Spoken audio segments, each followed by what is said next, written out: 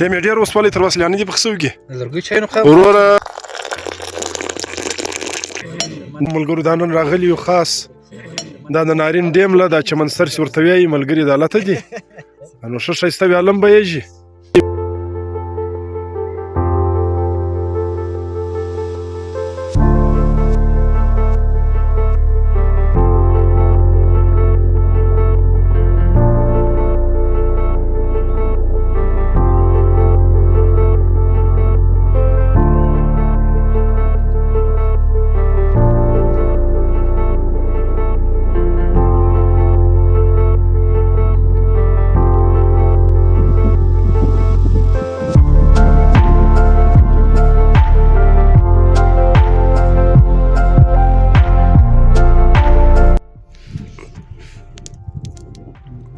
دا صوفي شمس الرحمن چای پر رئیش کې دي ټیم یې ډېر وسپالی تر وسلیانې دي پخ سوي لرګي چای نو وروره پر دا یوه شی به اعتراض نه کوي له توت زمراري کړي دي دلته مو شاته ډبره ایښکې ده نو انشاءالله توت نه ځین ډیمیج کیږي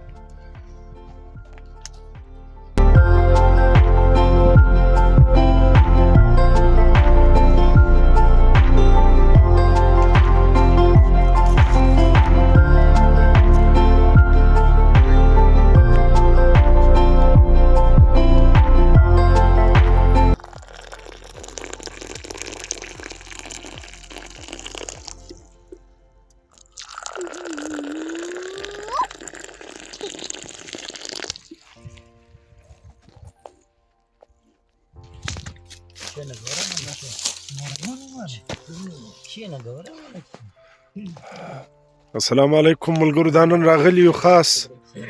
دا د نارین ډیم له دا چمن سر چې ورته وایي ملګري دا هلته دي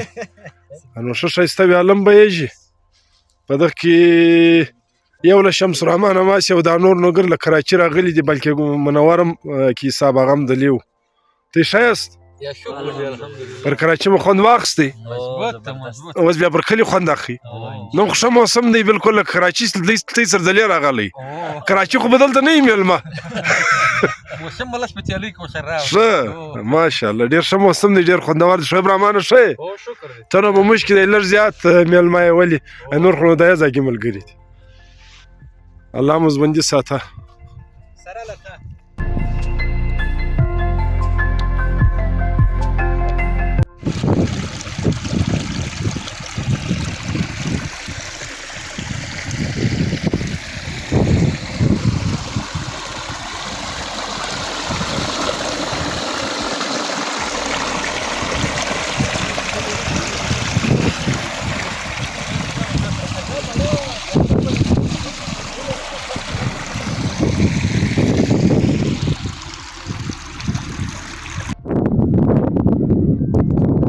دا وزه لوړ ځین راوختم د نارین ډیم له لوړ له غره نظاره وکړئ د دغه ځایګي لوکیشن ډېر خوند کوي چې هر څوک وراسي خاص کر په سپرلي کې یا په دوبي یو کې ځای ښایسته ځای دی ښه پرامن ځای دی بل نږدې دی د خانوزیو بازار ته تقریبا پر 8 کیلومتره دی دغه بیا مخامخ د مرغې کلی معلومه چې دا باغونه دي فلحال خو نو یخ دی نن 9 فروری 2025 بیا نو چې موسم برابر شي ګرمي شي یا سپرلی شي بیا دا باغونه ګرد شنه معلومه شي ملګري لاندې دي او زه دا هم ځین راوختم نن موسم ډېر ښه موسم دی ډېر یخ نشته خوندور دی